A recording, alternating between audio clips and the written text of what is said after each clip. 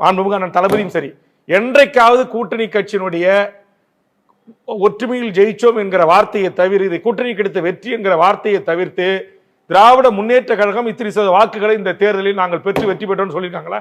ஏன் சொல்லல? அவங்களுக்கு தெரியும், அவங்களுக்கு அரசியல் தெரியும். ஒன்னே நான் கேட்கிறேன், இன்னைக்கு தனித்து நின்று இத்தனை சதவீத வாக்குகள் என்று கிளைம் பண்ணுகிற ஒரே ஒரு தகுதியும் தார்மீக உரிமையும் என்னுடைய அருமை ரத்தம் நாம் தமிழர் கட்சியினுடைய தலைமை ஒருங்கிணைப்பாளர் சீமானை தவிர இந்த தேர்தலில் வேற எவருக்கும் இல்லை. நான் அடிச்சு சொல்றேன். எங்கால எப்படி படிப்பிப்பார் தெரியுமில? உறங்காதீர்கள், எழுங்கள், எழுந்து ஓடுங்கள், நாம் அடிமை, விடுதலை பெறுவர ஓடிக்கொண்டே இருக்க வேண்டும். ஒரு நாள் உறங்கலாம், யாரும் நம்மளை எழுப்ப மாட்டார்கள். எப்போது? மரணத்துக்கு பிறகு. அப்ப என்ன சொல்றாரு? சாகிற வர ஓடிக்கிட்டு. அதுதான் இப்ப நாங்க செஞ்சுக்கிட்டு இருக்கோம். நமக்கு ஒரு கனவு இருக்கு. பயணிக்க பாதை, எரிக்க தடையற்ற மின்சாரம், தூய குடிநீர், நஞ்சில்லாத உணவு. நம்ம காற்றை சுவாசிக்கவில்லை அன்பு பிள்ளைகளே, கந்தக தூசை சுவாசித்துக் கொண்டிருக்கிறோம். சுவாசிக்க நல்ல காற்று, எல்லாம் எல்லாவற்றையும் நம்ம பிள்ளைகள் குடிக்கணும். படிப்பு, அதுக்கேற்ற வேலை. அப்ப என்ன பண்ணோம்? வேற ஒரு நாட்டை உருவாக்கணும். அதனாலதான் நாம என்ன சொல்றோம்? நாங்கள் ஆள் மாற்றம், ஆட்சி மாற்றத்திற்கு வந்த அரசியல்வாதிகள் அல்ல, அடிப்படை மாற்றம், அமைப்பு மாற்றத்திற்கு வந்த லட்சியவாதிகள், புரட்சியவாதிகள். இந்த கட்டடத்திற்கு வெள்ளை அடிக்க வந்த சீர்திருத்தவாதிகள் அல்ல, இந்த கட்டடத்தையே இடித்துவிட்டு மறு கட்டடம் கட்ட வந்த புரட்சியவாதிகள். அடிப்படை அமைப்பு, அரசியல் மாற்றம், அமைப்பே மாற்றம். அதுக்கு இது நேரம் இல்லை, நிறைய விளக்கி பேசுவேன், பின்னாடி பேசுவேன், தேர்தல் காலத்தில் பேசுவேன். அரசியல் மாற்றம் என்ன? அரசியல் இந்த கட்சிகள் செய்வது தேர்தல் அரசியல், மக்கட்சி அரசியல், தேர்தல் அரசியல். தேர்தலை மட்டுமே கவனத்தில் வேலை செய்வார்கள். நாம் செய்வது மக்கள் அரசியல். தேர்தல் அரசியல் செய்வோம். என்ன செய்வான்? தேர்விலை கூட்டி வைத்து அவர்கள் ஆட்சியிலே செய்வோம் என்று சொன்னார்களே, செய்தார்களா? நாங்கள் பொங்கலுக்கு 5000 கொடுத்தோம், அவர்கள் கொடுத்தார்களா? இது தேர்தல் அரசியல். நாம் மரம், மண்ணின் வரம், வளர்ப்பதே மனித அறம். மழை பூமி தாயின் முளை, அவை இல்லை என்றால் ஏது மண்ணிற்கு மழை, அதை பாதுகாக்க உழை நம் அரசியல். கடல், நம் தாய், நம் தாய், அவள் இல்லாது ஏது மழை, அதை பாதுகாக்க வேண்டும். ஆறு, ஆறு பூமி தாயின் ரத்த நாளங்கள். மண், மனித உடலுக்கு தோல், ஆற்றுக்கு மணல். இது என்ன அரசியல்? மக்களுக்கான அரசியல். அவர்கள் செய்வது வணங்குகிற சாமி, நாம் செய்வது வாழுகிற பூமி. இருகையை விரித்து நிற்கிறனே, இதைவிட பன்மடங்கு தூரம். திருப்புறம் குன்றத்தில் ஏற்படுகிற பிரச்சனையை, நிகழ்கிற பிரச்சனையை திட்டமிட்டு இவர்கள் உருவாக்கி நகர்த்துகிறார்கள், வாக்கை குறிவைத்து. எவ்வளவு பெரிய கேவலம் இது! புரட்சிப்பாளர் கேட்கிறார், மதத்திற்காக மனிதனா, மனிதனுக்காக மதமான்? சட்டைக்காக உடலா, உடலுக்காக சட்டையா? காலுக்கு செருப்பா, செருப்புக்கு காலா? எல்லாமே மனிதனுக்காக உருவாக்கப்பட்டது. ஆனால் இவன் எதற்கு சாகிறான்? எதை பிரச்சனையாக்குறான்? அறிவார்ந்த என் அன்பு சொந்தங்களே, அருமை பிள்ளைகளே, இந்த பூமியில் இருப்பது எல்லாம் இயற்கை. மனிதனால் எது மனிதனால் உருவாக்கப்படவில்லையோ அவை எல்லாமே இயற்கை. மனிதனால் உருவாக்கப்பட்டதற்கும் மூலம், அடிப்படை இயற்கை. இப்ப இந்த கட்டடம் மனிதன் உருவாக்கியது, ஆனால் அதற்கு மூலப்பொருள் யார்? இயற்கை. அவதந்த மண், அவதந்த கம்பி, அவதந்த சிமெண்ட், அவசந்த சாந்து, எப்படி அவதந்த கற்கள். அப்ப மனிதனால் படைக்கப்பட்டதற்கும் காரணம் அவளேதான். இந்த ஒளி வாங்கி மனிதனால் படைக்கப்பட்டது. மூலப்பொருள் என் தாய் தந்தது. இந்த உடை மனிதன் தயாரித்தது. மூலப்பொருள் அவ தந்தது. எல்லாமே தந்தவள் இந்த தாய். சாமியை காப்பாற்ற நிற்பான், இவன் மதத்தை காப்பாற்ற நிற்பான், நம்ம மனிதத்தை காப்பாற்ற நிற்போம். அவன் பூமியை காப்பாற்ற வரமாட்டான். திருப்புறங்குன்றத்திலே இருக்கிற கோயிலில் அந்த சமாதியில் வழிபட வேண்டும் என்று மோதிக்கொண்டிருப்பான். பக்கத்திலே 1/2 கிலோமீட்டர் மலையை வேரோட வெட்டி குவாரின்னு போய் கொண்டிருப்பான். அதுக்கு வரமாட்டான். குன்றிருக்கும் இடமெல்லாம் குமரன் இருக்கிறான். அந்த குன்றில் இல்லையா என்றால் பதில் சொல்ல மாட்டான். ஹீரா என்கிற மலையில் தான் நபிகள் நாயகம் அவர்கள் திருவருள் பெற்றார்கள். ஏக இறைவன் அருள் பெற்றார்கள். அந்த மலை இந்த மலை இல்லையா சொல்ல மாட்டான். பல ஆயிரம் பிரசங்கங்களை, மலை பிரசங்கங்களை இறைமகன் இயேசு மலை உச்சியில் நின்று மலை மேல் நின்று பேசினார். அந்த மலை இந்த மலை இல்லையா வரமாட்டான்.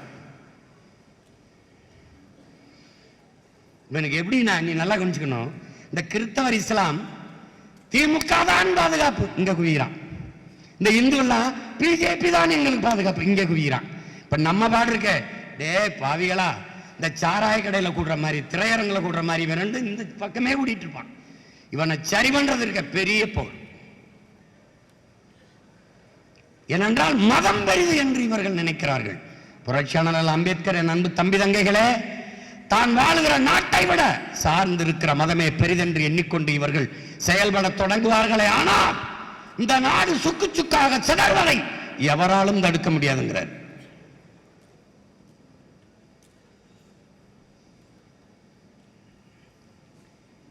நீங்க ஒரு மிகப்பெரிய பொறுப்பை சுமந்து கொண்டு களத்திலே நிற்கிறீர்கள். இதில் பொறாமைக்கு வேலையே கிடையாது. நான் பெரியவன் நீ பெரியவன்கிற எண்ணத்துக்கு வேலையே கிடையாது. அடிமையில் பெரிய அடிமை சின்ன அடிமைக்கு பேச்சே கிடையாது. நீனும் அடிமை நானும் அடிமை, அதுல என்ன உயர்ந்த அடிமை தாழ்ந்த அடிமை கிடையாது. அதை தகர்த்துரு. நான் சொல்றதான் கேட்கணும். அது அம்மா அம்மதாமா சொன்ன மாதிரி தனியா தான் போய் கட்சி ஆரம்பிக்கணும். நீ தனியா தான் போய் தொடங்கணும்.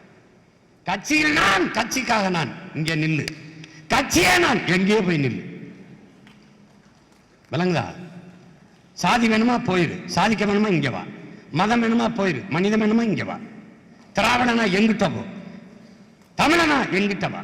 இதாங்க இருக்க கோட்பாடு. போட்டு குழப்பிக்காத, குழப்பிக்காத. பக்கத்தில் உட்கார்ந்து துரோகியா இருப்பதை விட எதிர்த்து நின்று எதிரியாரு, அது மேன்மையானது.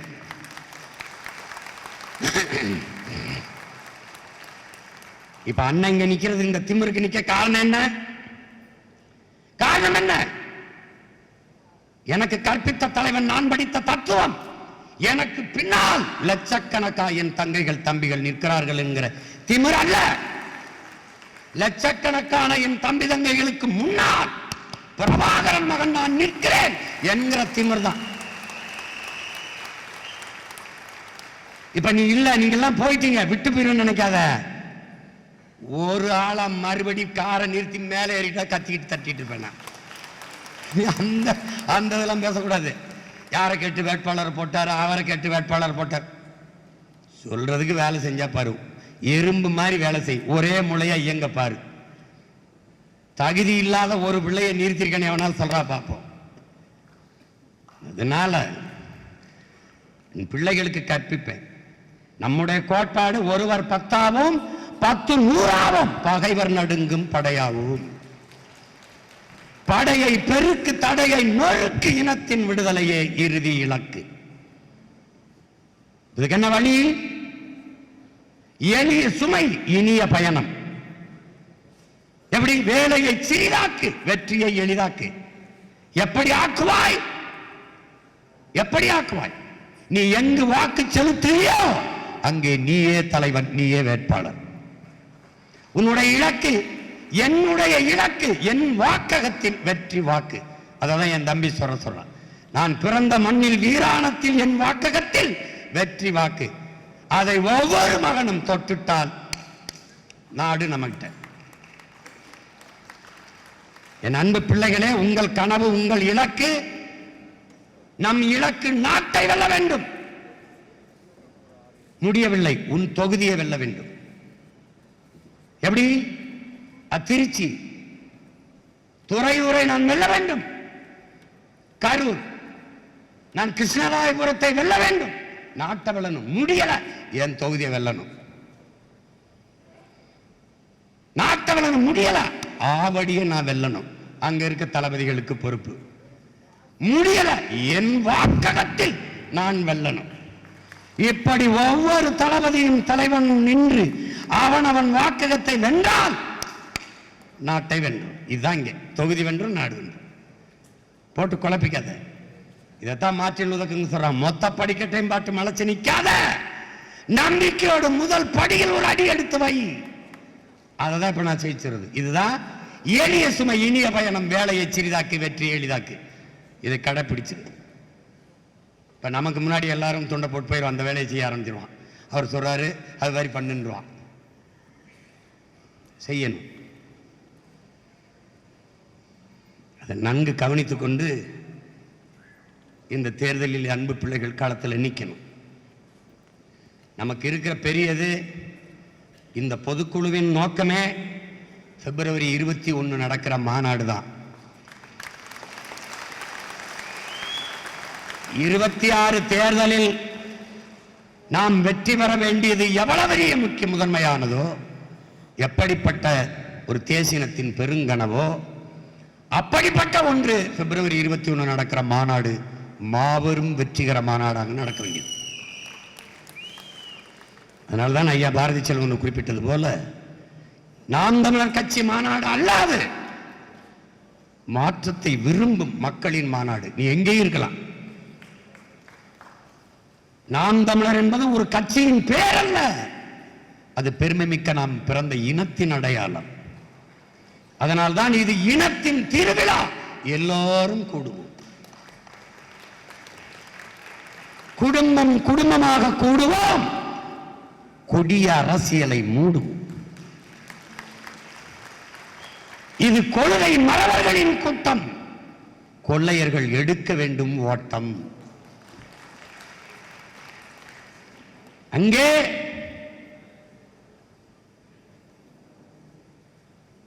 ஒருத்தர் 2 பேர் தொகுதியில் வண்டி அது வரலாம் வச்சுக்க கூடாது. அங்க தனித்தனியா கட்டியிருப்பேன். ராமநாதபுரம் ராமநாதத்துக்கு தனி இது இருக்கும். அதில் 4 தொகுதினா 4 தொகுதிக்கும் தனித்தனியாக கட்டாக இருக்கும்.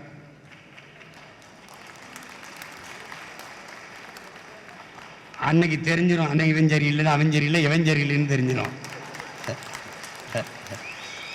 இல்லையா?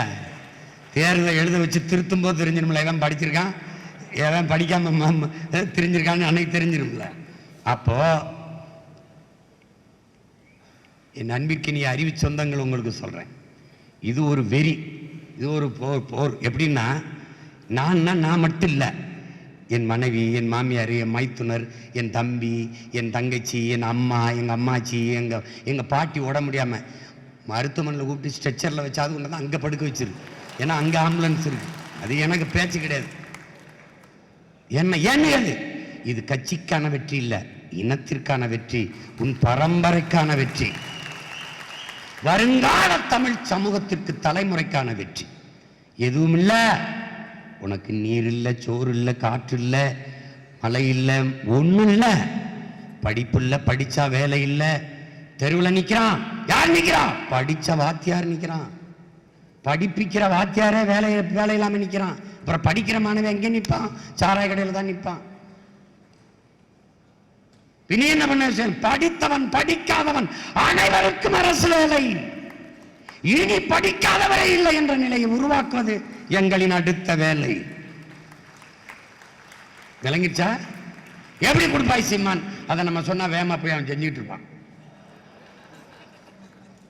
புரியுதா? அதனால அதை விடு, அது உன் வேலை இல்லை, அண்ணன் வேலை. நீ செய்ய வேண்டியது, இன்னையிலிருந்து போய் மாநாட்டுக்கு அண்ணன் அழைப்பை எழுதி வச்சிருக்கேன். என் கைப்பட 2-3 கடிதம் இருக்கு. அந்த கடிதங்களை வாங்கி சொந்தக்காரனை புறம் இடு.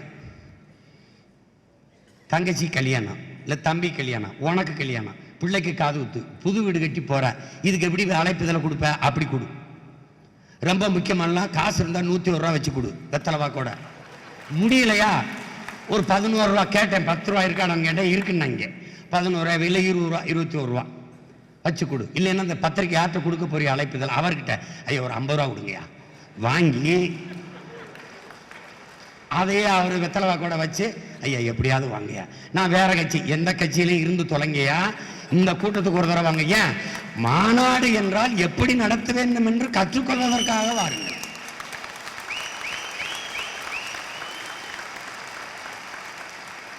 கண்ணியம், கட்டுப்பாடு, ஒழுங்கு அதை கற்றுக்கொள்ளவாது வாருங்கள். அரசியல் அது எப்படி இருக்கணும், பிரபாகரன் உடைய மக்கள் ராணுவம் எப்படி இயங்குது அதை பார்க்கவாது வாங்க. தயவு செய்து வாங்கன்னு கூட்டிட்டு வா. எல்லாரையும் கூட்டி வா. கோயில் திருவிழாவுக்கு எப்படி கூடுவோம் அப்படி இனத்தின் திருவிழாவுக்கு எல்லாரும் கூடுவோம். விட்டுறாத. வீதி வீதி அப்போ படித்தவன் படிக்காதவன் நண்பன் கல்யாணம் பண்ணா அவன் மாமா மாமியார் இல்லைன்னா காதலிச்சுக்கிட்டு இருக்க பொண்ணு அந்த பொண்ணு அவங்க சொந்தக்காரன் எல்லாத்தையும் கூட்டி வா. விட்டுறாத விட்டுறாத. கையில் காலில் விழுவியோ என்ன பண்ணுவியோ தெரியாது. கூட்டிட்டு வந்துரு. ஏன் ஏன் ஏப்பா சினிமாவுக்கு தான் கூட்டம் கூடும் இல்லை, நல்ல சித்தாந்தத்திற்கும் கூடும்.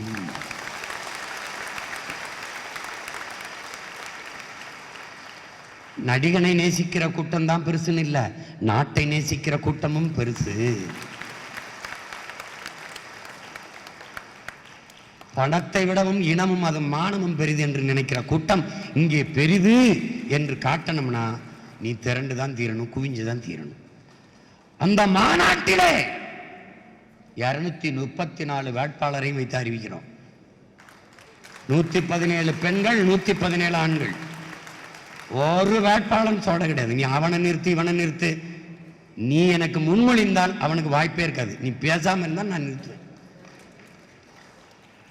ஏண்டா இந்த நாய் வேட்டையாடி முயலை பிடிக்கும்னு கணிக்க முடியாத நான் ஒரு வேட்டைக்காரனா சொல்லு? இதனால் இவன் முடிக்கும் என்றாய்ந்து அதனை அதன்கண் விடல். எத்தனை ஆயிரம் ஆண்டுக்கு முன்னாடி நாங்கள் படிப்பிச்சிருக்கேன், நீ எனக்கு புதுசா படிப்பிக்கிற? இது தெரியாதா? அத்தனை தளபதிகள் இருக்கும் போது ஒரு கால் இல்லாத பால்ராஜ ஆணையரை அடிச்சு புடின்னு கொடுத்துருக்கான்னா அப்ப கணிச்சிருக்கான் பாரு. ஒற்றை கால் தான்டா, ஒரு கால் தான்.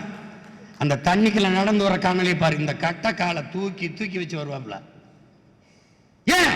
அவன் மேல இருக்க நம்பிக்கை. அத்தனை பெண் போராளிகள் இருக்கும்போது ஒரே ஒரு மகள், கரும்புலி மகள், அங்கே இருக்க நீ போய் அடிச்சு தாக்கு மகளின்னு ஒற்றை மகளை அனுப்புறான்னா காரணம் என்ன? அவன் கணிப்பாளன். அவன் மகன் இவனும் கணிப்பான். அவர் நிறுத்தி ஒரு விதை நான் விதை சொல்ல போகாது. அந்த விதை வேணா துரோகம் பண்ணிட்டு இதை பண்ணிட்டு இருக்கலாம். அது ஒன்றும் பண்ண முடியாது. அதனால இதுல நீ 234 பேரை அறிவிக்கணும்டா. 117 பெண்கள், 117 ஆண்கள், எல்லாமே அருமையான பிள்ளைகள். இப்போ என் மகன் முத்து எந்திரான். இவன் என்ன சொன்னான் தெரியுமா? வெளிநாட்டில் வேலை செஞ்சுருந்தான் எங்கள் அண்ணன் பையன். சித்தப்பா பேச்சை கேட்டு ஆடு மாடு வளர்க்க வந்துட்டான். மேல்மருவத்துக்கிட்ட தோட்டம் வாங்கி வளர்த்துக்கிட்டு இருக்கான். தேர்தலில் போட்டின்னு சித்தப்பா நான் ரொம்ப சின்ன பையனாக இருப்பேனே, கட்சியில் ரொம்ப மூத்தவங்களாக இருப்பாங்களே, சீனியர், அவர் மொழியில் சீனியர்லாம் இருப்பாங்களே, கட்சியிலே நீ தான் சீனியர் வாடாத. ஏன்னா இவனை விட சின்ன ஆளுகள்லாம் இந்த பேரறிவை இவனையும் பார்த்தீங்கன்னா இவன் பெரியவனா தெரியுமா? இப்போ எங்க இது யாழினியை பார்த்தீங்கன்னா இவன் பெரியவனா தெரியுமா? நிறுத்திரம்பாரா அன்னைக்கு தெரியும்டா அவங்களுக்கு. எப்படா இவ்வளவு பேரை தேர்வு பண்ணான் அன்னைக்கு தான் எவ்வளவு பெரிய இது கூட்டம்னு தெரியும், எப்படிப்பட்ட அறிவார்ந்த கூட்டம்னு தெரியும். அதுல நீங்கள் பெருமைக்குரியவர்கள். ஏன் நான் பெருமைக்குரியவன்? நாம் பெருமைக்குரியவர்கள். ஏன்? எந்த உலகப்பே ஒரு இனத்திற்கும் கிடைக்காத அற்புதமான ஆகச் சிறந்த தலைவன் நமக்கு கிடைச்சிருக்கான். அந்த தலைவன் காட்டிய வழியில் அவன் கற்பித்த தத்துவத்தை தூக்கி கொண்டு தமிழ் தேசியத்தின் உரிமை, மீட்சி, விடுதலை, பாதுகாப்பான பெருவாழ்வு என்ற நோக்கிலே போய்கொண்டிருக்கோம். நிராகரிக்கப்பட்ட தமிழ் சமூகங்கள் இருக்கு. தமிழ் சமூகத்தில் ஆதி தொல்குடிகளிலே பழங்குடி பிள்ளைகளுக்கு பொது தொகுதி 2 தொகுதி, எஸ்டிக்கு பொது தொகுதி கொடுக்குறோம். தாழ்த்தப்பட்ட எஸ்சி பட்டியலில் பறையர், தேவேந்திரர், அவன் இந்த சாதி இயல்பை தொடக்க கிறிஸ்தவத்தை ஏற்றிருந்தானா பொது தொகுதியில் தான் நிற்க முடியும், சிறப்பு தொகுதியில் நிற்க முடியாது. எப்படி பாரு அடக்குமுறை, பாரு எப்படி கொடுக்குது பாரு. எந்த இழிவை தொடக்க அவன் போனானோ அந்த இழிவை தொடக்க விட மாட்டேங்குது. அப்ப என்ன பண்றது? பொது தொகுதியில நிறுத்துறான். வாடா நீ நில்றா அப்படின்னு. வேளார் உனக்கு தெரியும், வேளார் கைவினை கலைஞர் வேளார் நம்ம குளத்துல குயவர்னு சொல்றோம். அவனுக்கு இதுவரை சீட்டு கொடுத்ததில்லை இந்த திராவிடன். முற்போக்கு எல்லாம் பண்ணிட்டு கேடுகட்ட பிற்போக்குவீங்க. இவன் ஒருத்தன் கூட சீட்டு கொடுத்ததில்லை. மருத்துவர் குலத்தை முடிதிருத்துற நாவிதரா இருக்கிற மருத்துவர் குலத்துக்கு ஒருத்தன் கூட சீட்டு கொடுக்கல. தச்சருக்கு கொடுக்கல, ஆசாரிக்கு தச்சர், பண்டாரத்துக்கு கொடுக்கல, வண்ணாருக்கு கொடுக்கல. எவனவெல்லாம் தமிழ் குடிகளோ தூய தமிழ் குடிகளோ எவனையுமே அங்கீகரிக்கல. அப்ப என்ன செய்து தமிழ் தேசிய அரசியல் தேடி தேடி அந்த பிள்ளைகளை களத்திலே நிறுத்தி பின்னின்று வேலை செய்து தள்ளுது.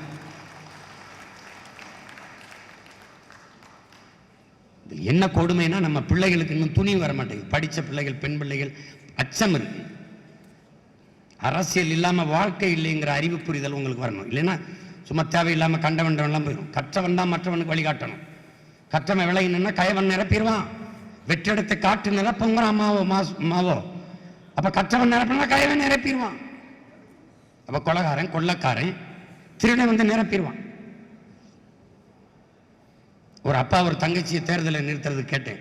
படிச்சு கல்லூரியில் பேராசிரியராக இருக்கு. இல்லப்பா பிள்ளைய கட்டி கொடுக்கணும்ப்பா, அது வாழ போற பிள்ளைன்ட்டாப்ல. இப்போ நான் என்ன சொல்லியிருப்பேன் நினைக்கிறேன், அப்பா நீ என்ன கொடுப்ப தங்கச்சிக்குன்னு? 100 ரூபாயும் போடுவப்பா, கார் ஒன்று வாங்கி கொடுப்பேன், ஒரு வீடு ஒன்று வாங்கி கொடுப்பேன், அதுக்கப்புறம் எல்லா சொத்து பத்தெல்லாம் எழுதி வைப்பேன் அப்படின்னு. சரி, மாப்பிள்ளை நல்ல மாப்பிள்ளையை பார்த்து கட்டி கொடுப்பா, பிள்ளைக்கு இதெல்லாம் கொடுத்துருவேன். காவாளி பையன் அயோக்கிய போயிட்டு நாட்டை கொடுத்துட்டீங்கன்னா பிள்ளை இப்படி போய் நல்லா வாழும்னு கேட்டேன். அதுக்கப்புறம் பேச்ச காணாம். அதாவது புரியுதா?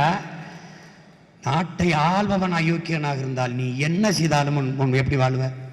அவன் வந்து மின்கட்டை வந்து உயர்த்தி, சொத்து வரியை உயர்த்தி, அரிசி பருப்பு விலை ஏற்றி விட்டானா எங்கிட்டு போய் பிள்ளை வாழும்? எங்கிட்டு வாழும்?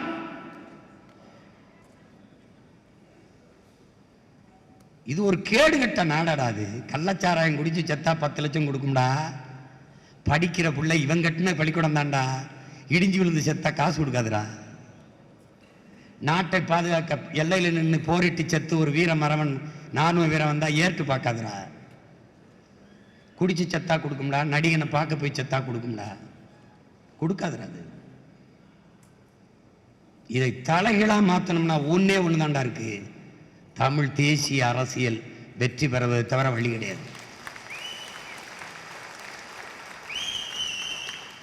தமிழ் மீட்சியே தமிழர் எழுச்சிங்கிறார் தாத்தா. தமிழ் மீட்சியுற வேண்டும், தமிழர் எழுச்சியுற வேண்டும்.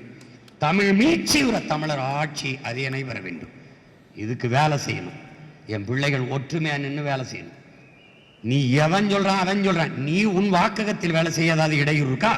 அப்ப சொல்லு, எனக்கு தகவலையே கொடுக்கறது இல்லை அப்படின்னு. இதெல்லாம் சொல்லக்கூடாது. அப்ப கட்சியில நீ இல்லை, கட்சியில என்ன நடக்குதுன்னு இல்லை. பொது அறிவிப்பு கொடுக்குது இங்க பொதுக்குழுன்னு. பொது அறிவிப்பு தெரியுது. ஜனவரி 3 மயிலாடுதுறையில மன்னார்குடியில கூட்டம்னு தெரியுது. மயிலாடுதுறையில கூட்டம்னு தெரியுது. அவ்வளவுதான் சொல்ல முடியும். பிப்ரவரி 21 திருச்சியில மாநாடு. நீ என்ன பண்ணுவே தெரியாது. அண்ணே வண்டி கிடைக்கல, கட்டிச்சோரை கட்டி கருவாடை சுட்டுக்கிட்டு கூட கால்நடையா கூட வா, இல்ல வாடகைக்கு மிதிவண்டி வாங்கி மிதிச்சுக்கிட்டாது வா. நீ வந்துரு, அண்ணன் உனக்காக காத்திருப்பேன். நீ எப்படியாவது இந்த இடத்துல கூடி அந்த பாய்ச்சலில் அந்த பேரழிச்சியோடு தேர்தல் களத்தில் பாயிரும். அது போர். தமிழ் தேசிய அரசியல் வெற்றிக்கான போர். அதை கவனத்தில் வைத்துக்கொண்டு என்னரும் பிள்ளைகள் களத்திலே நிற்க வேண்டும். நிறைய செய்திகள் பரிமாறினாலும் நேரம் இல்லை. என்ன இப்போ முக்கிய செய்தி தான் மாநாடு, அதுக்கு வந்துருங்க, இப்படி வந்துருங்கன்னு சொல்றதுக்கு தான் அந்த பொதுக்குழு. அப்புறம் உங்களுக்கு தெரியும், எல்லாருமே திறம்பட எல்லா கருத்தையும் பேசிவிட்டார்கள். நேரம் அதிகமாகிவிட்டது.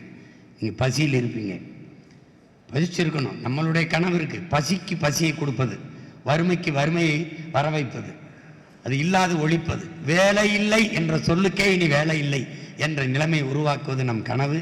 அந்த கனவை உங்களுக்குள் விதைக்கிறேன். நீங்கள் ஒரு மகன் 36 லட்சம் பேரை விளைய வைத்திருக்கிறேன் என்றால் நீங்கள் எல்லோரும் ஆகச்சிறந்த வீரியமிக்க நெல்மணிகள். ஒரு நெல்மணி, என் தம்பி சிவராமன் வந்திருக்கான், ஒரு நாற்று, அந்த நாற்று 80 நாற்றாக விரியுது.